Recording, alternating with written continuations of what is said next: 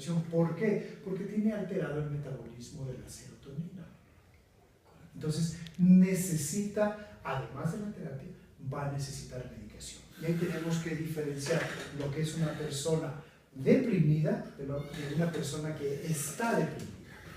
El que es deprimido o depresivo nació así. El que está deprimido es debido a factores externos negativos que en su momento no pudo manejar y eso alteró la dinámica cerebral. Ay, qué interesante esto, doctor. Doctor, y acerca de la oxitocina, que está muy relacionada, que le relaciona a mucha gente con el amor y todo eso. La oxitocina, más que con el amor, tiene que ver mucho con el sexo. Es la principal hormona que dispara el orgasmo femenino. Entonces, cuando, por ejemplo, produce la mujer una mayor liberación de oxitocina cuando existe estimulación a nivel de los pezones. Entonces, eso predispone a que las mujeres tengan orgasmos. Hoy se habla mucho de las mujeres multiorgásmicas. No es que haya cambiado la fisiología de la mujer. Lo que pasa es que el hombre ya no tiene en su mente la idea solo de la satisfacción propia, sino que ya comparte la satisfacción sexual con su pareja. Existe un juego previo al coito, existe mayor estimulación durante el coito, ya no dura los 2 o 3 minutos, sino que el hombre ya prolonga lo que es la relación sexual, ya la lleva 15 minutos, la lleva 20, 30, incluso ya la cultura occidental está empezando a investigar lo que es realmente el tantra.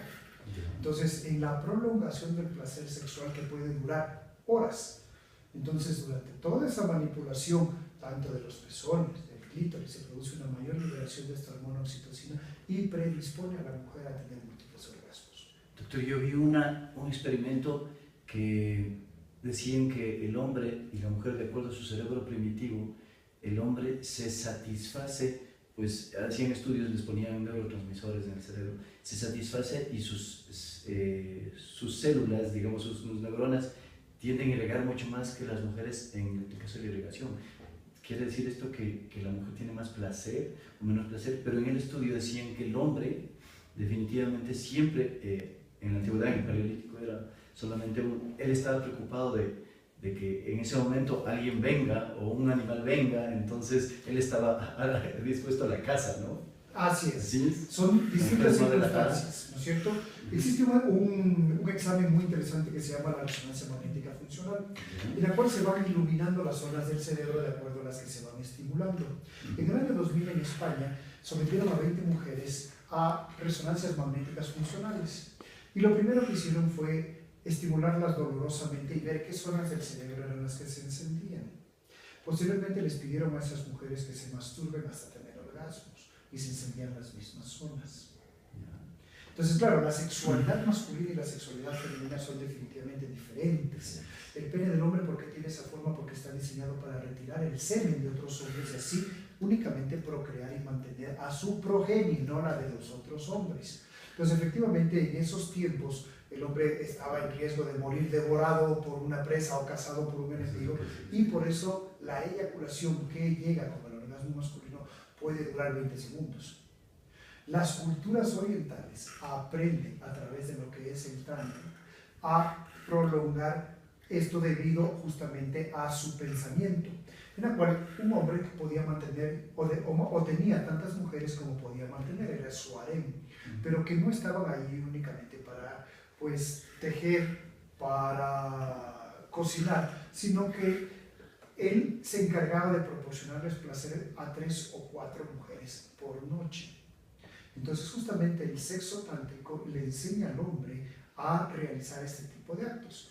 Y viene lo que es el texto del Kama Sutra. El Kama Sutra, según la cultura occidental, es nada más un libro de posiciones, pero según la cultura oriental, el Kama Sutra le enseña al hombre qué posiciones son las adecuadas para darle placer a la mujer, siempre y cuando haya aprendido a través del Tantra a retardar su eyaculación o a separar lo que es su orgasmo de su acto eyaculatorio. Entiendo, doctor, no entiendo. Un poco cambiándole el tema, pero que tiene que ver mucho también con lo que estamos hablando hoy día. La dominancia cerebral. Germán hizo un test hace poco tiempo, en este mismo, hace 10 años antes, o 20, en el que decía que el hombre tiene 4 tipos de dominancia cerebral. ¿Es cierto eso? ¿El hombre tiene un tipo de dominancia cerebral que le guía o tal vez un tipo de personalidad que, como la dominancia, influencia, estabilidad o conciencia? Sí, definitivamente eso está basado en las teorías de David Coleman, ¿no es cierto?, a base de lo que son las inteligencias. Entonces, definitivamente sí, encontramos cierto tipo de dominancias que son las que desarrollamos primero y en base de eso podemos desarrollar las inteligencias que son más limitadas. Entonces sí hay. Definitivamente. De acuerdo, doctor. Y finalmente, doctor, para no quitarle mucho tiempo, nos gustaría que nos hable sobre qué es el factor de decisión, en qué influye el cerebro, la mente o qué sé yo, está el factor de decisión del ser humano, ¿tiene algo que ver con el cerebro? Pero absolutamente. Es justamente ahí donde se generan la mayoría de problemas, ¿no es cierto? Y es ahí donde entra el desarrollo de la inteligencia emocional. La persona que está en control de sus emociones va a poder tomar decisiones objetivas. La persona con escasa desarrollo de inteligencia emocional comienza a tomar decisiones subjetivas. Y cuando se toman decisiones subjetivas es cuando vienen los problemas. ¿Es posible cambiar el factor de decisión? Absolutamente. Conforme vamos desarrollando lo que es nuestra inteligencia emocional, entonces vamos mejorando lo que es el control de nuestras emociones y mejoramos lo que es la toma de decisiones. Doctor, en pedagogía se habla sobre la neuropedagogía. Eso implica que nosotros no estamos aprendiendo bien o no estamos utilizando bien nuestra memoria a corto plazo o memoria a largo plazo. ¿Qué es lo que usted nos puede decir al respecto de esto? A ver, básicamente es la memoria a corto plazo es la que fijan los muchachos en la clase, ¿no es cierto? Pero si esa no es desarrollada o no es fijada a través de un plan verdadero de estudios posteriormente, entonces nunca se llega a fijar en la memoria a largo plazo. El premio del Nobel de la Medicina, ya él vio de que, por ejemplo, la memoria a largo plazo no es que se producen conexiones, sino que más bien se rompen conexiones. Eso fue lo que vio Eric Kandel a través de los caracoles californianos en los cuales él estudió. Entonces, la memoria a corto plazo, la cual fijamos en clase, va a ser ¿para quiénes? Para los que tienen memoria visual.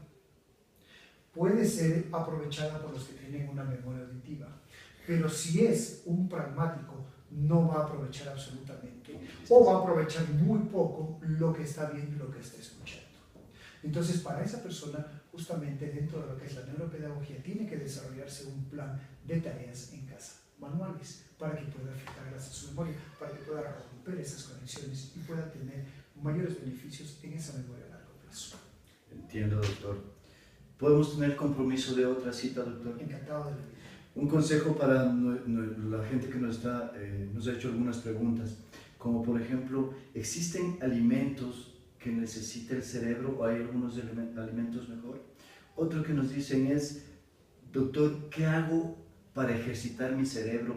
O lo que usted nos ha hablado, que creo que se relaciona, ¿qué hago para mejorar mi inteligencia emocional? A ver, la inteligencia emocional básicamente necesita a un instructor que la ayude a desarrollar. La memoria es un músculo y eso sí se puede ir desarrollando todos los días. Cambie las rutas, fíjese en el letrero de la publicidad que tiene delante, memorícelo. 30 segundos más tarde, cuando haya pasado, trate de recordar qué fue exactamente lo que vio, cuáles eran los colores, cuáles eran los temas, cuáles eran los personajes que leen esa publicidad. Leer es la mejor manera de ejercitar la memoria. Leer, entender, comprender, saborear y disfrutar un libro es la mejor manera de